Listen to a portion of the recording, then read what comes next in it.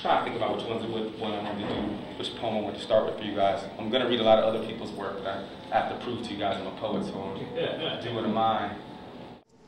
So I know everything's really structured in here. This is a structured place. But when there's not a lot of structure around, you end up like me in New Mexico, in a place where it's okay to do things tomorrow, the land of mañana, or later, right? And so I'm already always late because I'm Hakim Bellamy.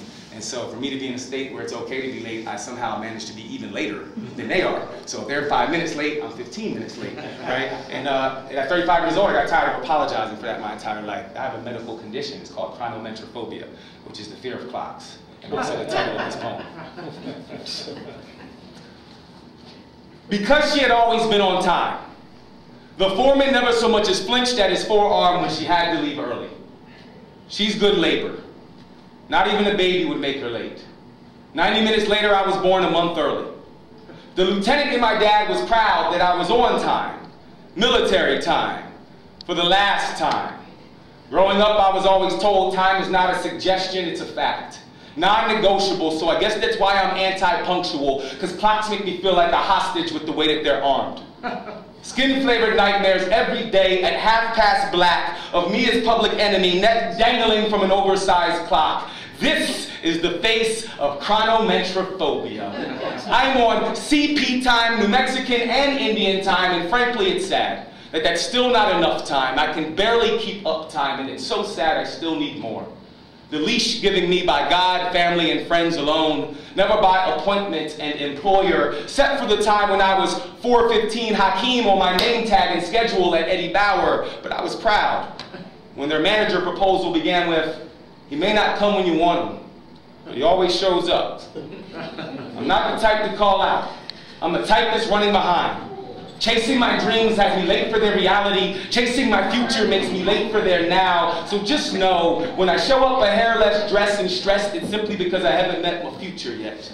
And when they say dumb stuff like, "If you would have left 10 minutes earlier, all the lights would have been green," I know exactly what they mean. But when they say dumb stuff like, "He's the type that'll be late to his own funeral," I have no idea what they mean. Of course I want to be late to my own funeral. Matter of fact, I'll be a no-show if I have any say in the matter. So what if I am too much heart hemmed up to a surplus of sleeve, never cufflinked to but covering my forearm foreman so I never know what time to leave? Plus I already told you my phobia of clocks.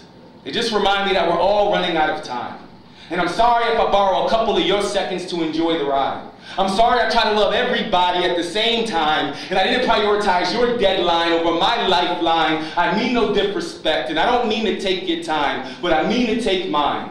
When I'm late, I hear me ticking, knowing that when I leave, I will not have spent as much time with you as I would have liked. Just like the conversation I haven't seen in forever at the market. The, "No mom, this is not a bad time on the phone." The, "Yes son, I have time for one more video game." The third snooze. The cuddle for breakfast. The best part of waking up is laying next to me in bed. The 5 more minutes won't hurt that made me late to this. Hi, I'm now 15 Hakim. Pleased to meet you. And I'm sorry I'm not embarrassed or ashamed. In fact, I feel relieved. Even though there certainly wasn't enough time to stop for bathroom or gas, I just drove 85 miles per hour from wherever I was to be in your presence. And I wish you were all arms and unconditional instead of frowns and perfection, because I'm not God. But just like the folk in the black church say about their God, he may not come when you want him, but he's on time.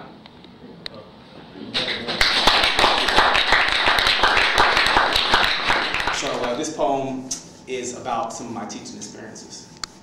And it's actually in my book, but I haven't memorized, so I'm going to do it like that.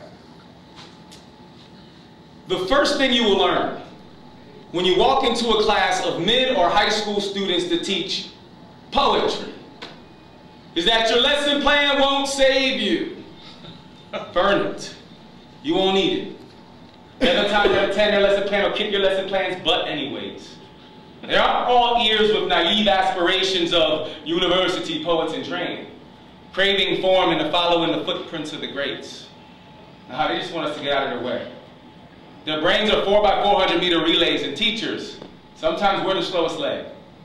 thoroughbred imaginations that never wanted to be show horses, but we saddle them with our baggage anyways. The second thing you will learn is that creativity doesn't need training wheels. Creativity will find a better way to get there than bike. We have no idea what they could know if we weren't so preoccupied with them knowing what we know. 3. Dead friends will beat dead poets every time. When their lives are the things bad dreams are made of, poems don't do them justice. So we call these things we teach them tools for dealing with reality.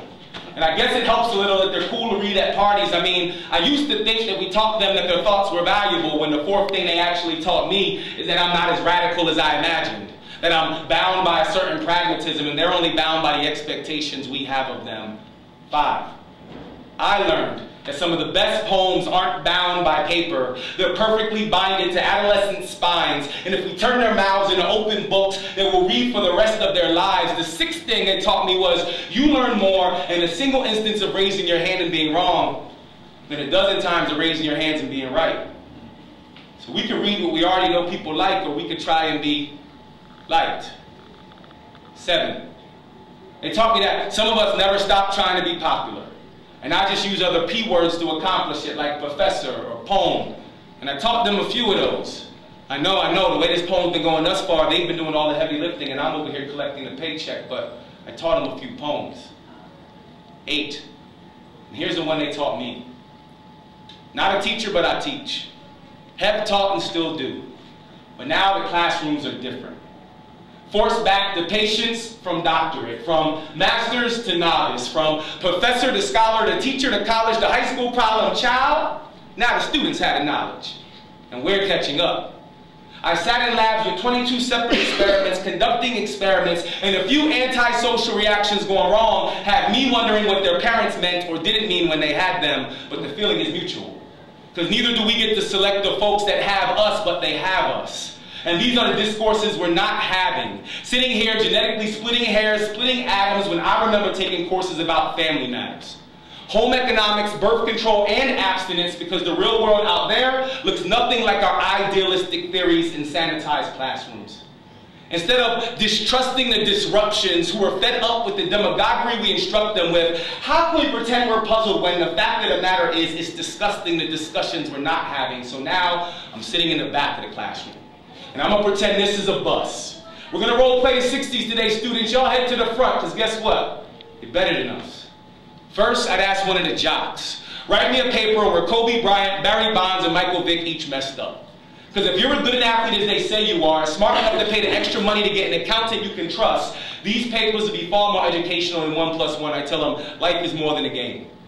And for extra credit, I'd ask any black athlete in the class to give me a comparative analysis on the similarities between pro ball and slavery. Second, I'd ask the Angry Birds kid why AT&T's bomb will never beat Dungeons & Dragons. Why online gaming is cool, but it's important to have human interactions, and why he's so glad he has it with Dad because his parents never had it with him. And a speech about how one day you're going to play these games with your kid. Matter of fact, make it a poem. Because we got AYP and NCLB standards to meet, so I'd rather let your English teach to the test while I test the teachers, or else they're going to close the doors on this little recess and we're all going home. Second, I give them all homework. To sit with a different race, gender, sexual preference, religion, physically handicapped, or mental condition at lunch. Starting with the role-playing gamer and the jock.